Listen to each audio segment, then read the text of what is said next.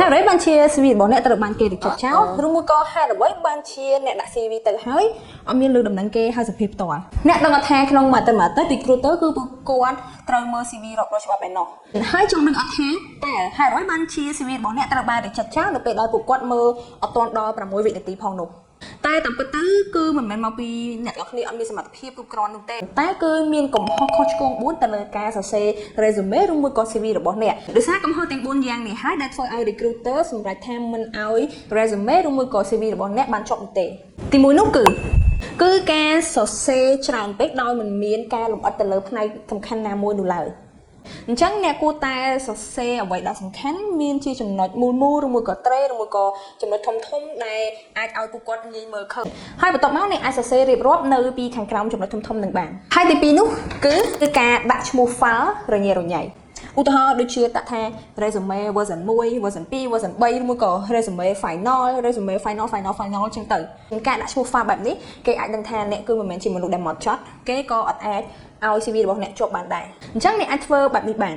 ដំបូងអ្នកត្រូវសរសេរឈ្មោះរបស់ខ្លួនឯងជាឈ្មោះពេញបន្ទាប់មកយើងត្រេមួយមកយើងដាក់មុខតំណែងដែលយើងចង់ apply ទៅឬមួយក៏ចង់ដាក់ពាក្យទៅធ្វើបែបនេះខ្ញុំធានាថា recruiter នឹងពេញចិត្តនៅ resume របស់អ្នកពីព្រោះគេគិតថាអ្នកគឺជាមនុស្សមានរបៀបរៀបរយល្អឬមួយក៏ជាមនុស្សហ្មត់ចត់ផងដែរហើយទី3នោះគឺសរសេរតែអំពីអ្វីដែលអ្នកធ្លាប់បានធ្វើប៉ុន្តែអត់សរសេរអំពីលទ្ធផលដែលអ្នកបានសម្រេចនោះទេ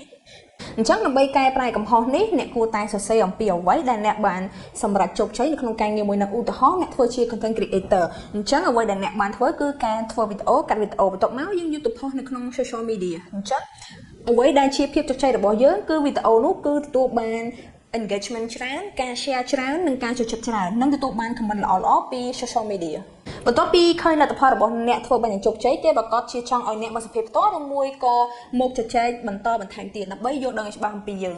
ហើយសម្រាប់មកចុងក្រោយគឺការសរសេរ objective ដដែលក្រុមហ៊ុនដឹងថាអ្នកចង់បានការងារប៉ុន្តែអ្វីដែលក្រុមហ៊ុនចង់បានខ្លាំងបំផុតនោះគឺថាតើអ្នកអាចជួយអ្វីបានខ្លះទៅដល់ក្រុមហ៊ុនរបស់ពួកគេអញ្ចឹងយើងអាចបែរមកសរសេរបែប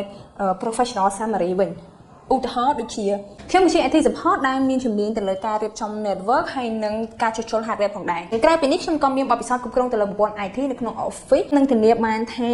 system ទាំងអស់គឺដើរបានយ៉ាងរលូនត្រូវចាំថា resume ឬមួយក៏ CV ឬមួយក៏ប្រវត្តិរូបសង្ខេបគឺជាការសម្ភាសន៍លើកដំបូងបង្អស់ដែលអាចឲ្យអ្នកទៅសម្ភាសន៍ផ្ទាល់និងមានឱកាសទទួលបានការងារនឹងអញ្ចឹងយើងត្រូវធ្វើឲ្យ resume របស់ពួកយើងឬមួយក៏ CV របស់ពួកយើងធ្វើឲ្យមានភាពតាក់ទាញនិងមានភាពច្នៃប្រឌិតរួមទាំងនិងមានវិជ្ជាជីវៈបើមិនជាយើងធ្វើ resume ឬមួយក៏ CV អត់បានល្អយើងក៏អត់មានឱកាសទៅសម្ភាសន៍ផ្ទាល់នោះដែរហើយឱកាសការងារដែលយើងចង់បានហ្នឹងក៏វាទៅតាមនឹងដែរអញ្ចឹងកែសម្រួល resume ឬមួយក៏ CV របស់អ្នកតាមនឹងទៅធានាថាគេនឹងខលហៅអ្នកមកសម្ភាសន៍ភ្លាមមិនមែនដាក់ទៅហើយស្ងាត់ជ្រាបដោយលើមុននោះទេតោះអញ្ចឹង follow page របស់ពួកយើងដើម្បីទទួលបាន tip ថ្មីៗជាច្រើនទៀតនិងឱកាសការងារជាច្រើនផងដែរ